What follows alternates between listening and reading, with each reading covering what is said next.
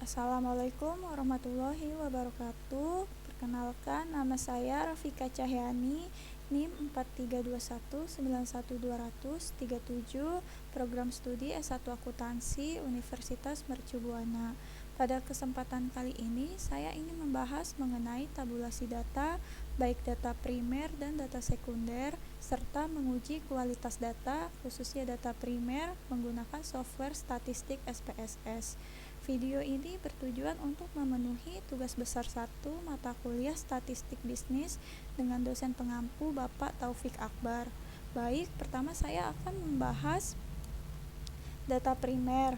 Saya mendapatkan data primer ini dari hasil kuesioner yang kebetulan milik kerabat saya yang sedang melakukan survei untuk penugasan mata kuliah yang beliau tempuh, yang berjudul Pengetahuan Rokok Elektrik atau vape yang dilihat dari pengaruh teman, sebaya, pengaruh iklan, pengaruh stres dan kecemasan, pengaruh lingkungan sekitar, dan pengaruh sikap. Yang dimana di sini terdapat satu variabel dependen atau variabel Y dan 5 variabel independen atau variabel X yang kemudian saya olah menjadi tabulasi data primer agar nanti mudah diolah di software SPSS. Kemudian untuk data sekunder saya dapatkan dari kerabat saya. Tampilannya seperti ini, di mana dari masing-masing ini ada perhitungannya masing-masing yang nanti akan saya jelaskan satu persatu. Baik, pertama kita langsung saja ke tabulasi data primer. Kita akan mencoba data primer terlebih dahulu. Pertama-tama kita bisa kopas ini.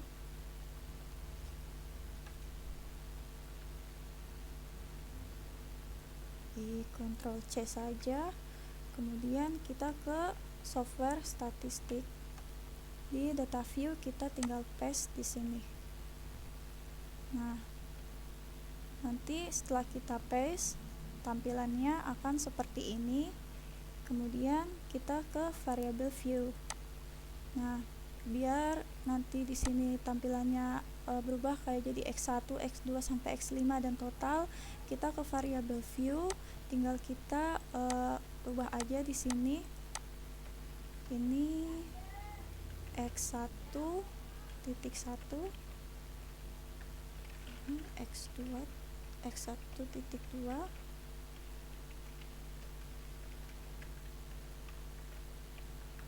ini X1 titik 3, X1 titik 4, X1 titik 5, dan ini X1 total.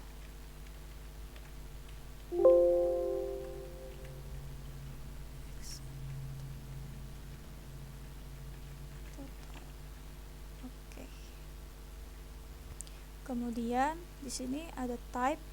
Untuk type ini dibiarkan saja. Lalu ada width. Width ini maksudnya lebar.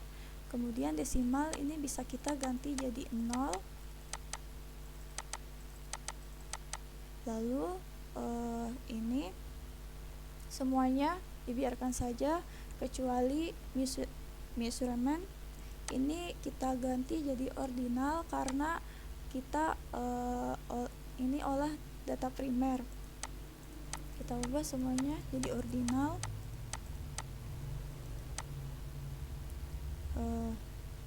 Habis itu kita ke data view. Tampilannya akan jadi seperti ini. Pertama-tama kita akan melakukan uji validitas itu dengan cara analyze, lalu correlate, kemudian bivariate. Nah, kita pindahkan semua butir X1 sampai X1 total ke sini, lalu option. Nanti di tab option akan muncul tampilan seperti ini. Ini jangan di checklist. Jadi kita di sini hanya men-checklist yang exclude case pairwise aja. Lalu kita klik continue. Kemudian kita pastikan style ini kosong, tidak ada isinya. Lalu ini kita cancel saja. Lalu di bagian bootstrap ini juga kita biarkan saja, jadi kita cancel saja. Lalu kita ini person iya, ini juga di checklist, ini lalu oke. Nah, kita sudah dapat table correlation-nya. Nah, untuk melihat apakah data kita valid atau tidak, itu terdapat dua cara. Tapi sebelum kita cek terlebih dahulu bahwa data kita sudah sesuai terinput dengan cara melihat n-nya. Nih, n-nya ini udah 75, itu kita samakan dengan ini. Nah, ini juga sudah 75. Berarti data kita ini sudah terinput dengan benar. Lalu kita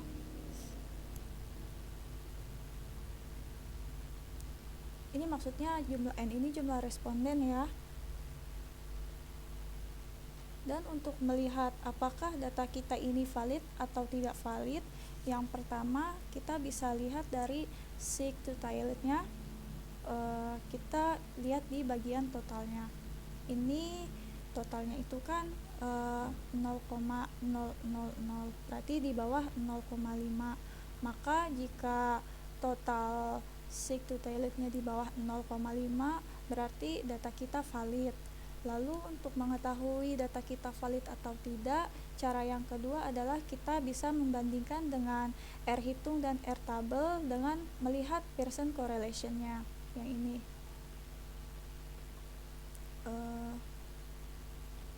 Kita lihat R table-nya.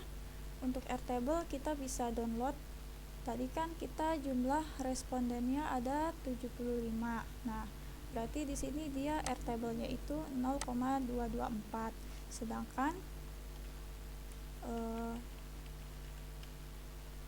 di sini kita total Pearson correlation-nya itu 0,657, berarti kan lebih dari 0,224. Berarti artinya tidak, jika hasilnya lebih besar dari R table, berarti data kita dikatakan valid. Kemudian selanjutnya kita uji reliabilitas. Caranya kita langsung ke sini lagi, ke statistik lagi, kita ke data view, habis itu kita analyze, kemudian scale, kemudian reliability analyze. Lalu kita pindahkan semua totalnya kecuali semua variabel x-nya kecuali total. Nah, habis itu kita pilih statistik. Ini kita checklist. Selebihnya oke, lalu continue.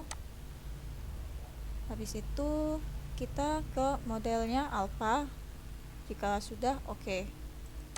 Nah, di sini muncul scale variabel x. Di sini case processing summary-nya itu 75. Berarti ini sudah sesuai atau data sudah berhasil diproses. Kemudian untuk melihat apakah sebuah data atau butir pertanyaan ini reliable atau tidak, maka kita bisa melihat Cronbach alpha-nya. Ini 0,284. Supaya dikatakan reliable, itu Cronbach alpha-nya itu sebesar 0,7, sedangkan Cronbach alpha kita itu lebih besar dari 0,7. Artinya semua butir pertanyaan dari X1 bisa dikatakan valid dan reliable.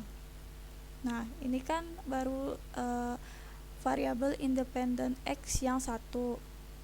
Yang untuk variabel X2-nya sama caranya juga seperti itu. kita ke tabulasi data primer, lalu kita copy semuanya, kita Ctrl C, lalu kita ke statistik. Nah, kita bisa paste di sini. Nah, sama caranya seperti tadi, kita ke variable view. Yang ini kita ganti jadi x2.1, x2.2, ini x2.3, x2.4, x2.5, dan ini x2 total. Nah, ini kita juga perhatikan, ini kita abaikan saja, ini kita ubah ke desimal 0, ini kita biarkan saja. Lalu karena ini kita data primer, ini kita ganti ordinal.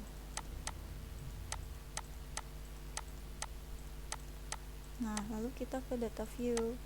Nah, sudah keubah, caranya juga sama, kita tinggal analyze, correlate, bivariate. Nah, ini kita kembalikan lagi.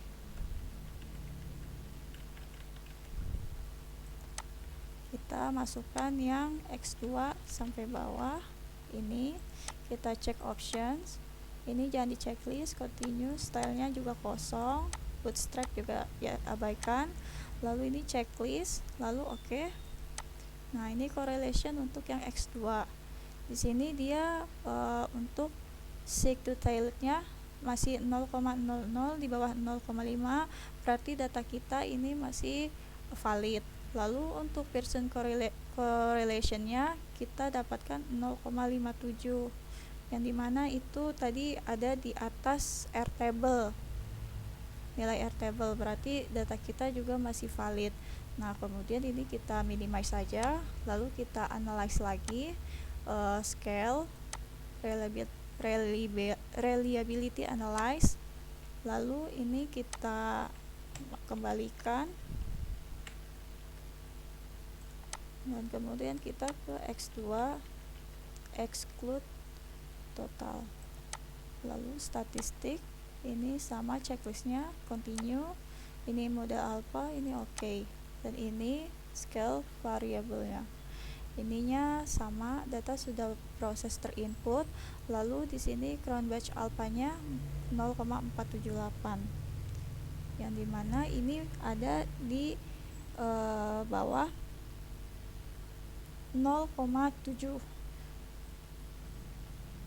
Berarti ini kan crown batch alphanya lebih kecil, berarti ini x2 merupakan pertanyaan yang tidak valid. Nah, seperti itu kurang lebihnya. Sekarang kita beralih ke data sekunder. Di sini data sekunder ini kita akan menghitung kebijakan dividen, EVA, MVA, biaya pasar, frame size, dan imbas hasil saham. Di sini kan kebijakan dividennya 2,01 di tahun 2009 perusahaan Ali. Ini itu didapat dari sini, kita hitung di sini. Nah, ini tuh didapat dari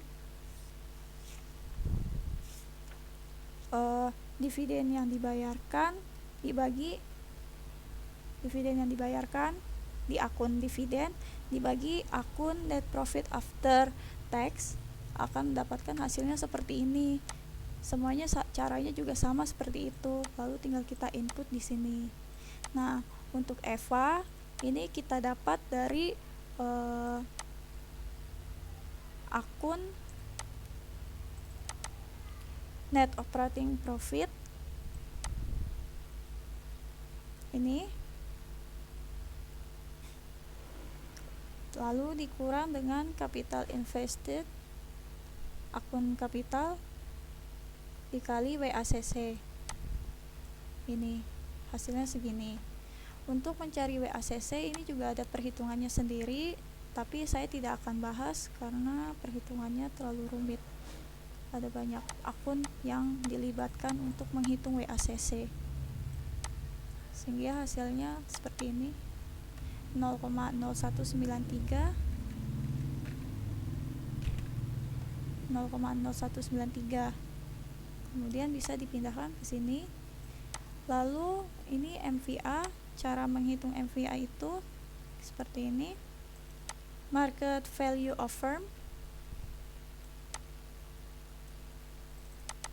Ini akun market value dikurang book value of firm. Hasilnya segini. Dan ini semuanya juga caranya sama. Lalu jika sudah dihitung semuanya, bisa kita pindahkan ke ringkasan di sini. Lalu ada biaya pasar, ini kita dapat dari, ini kan 0,97, kita dapat dari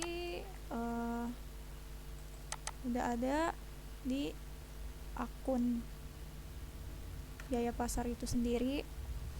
Kemudian untuk firm size 7,43 itu kita dapat dari rumus Excel log di sini, log total aset.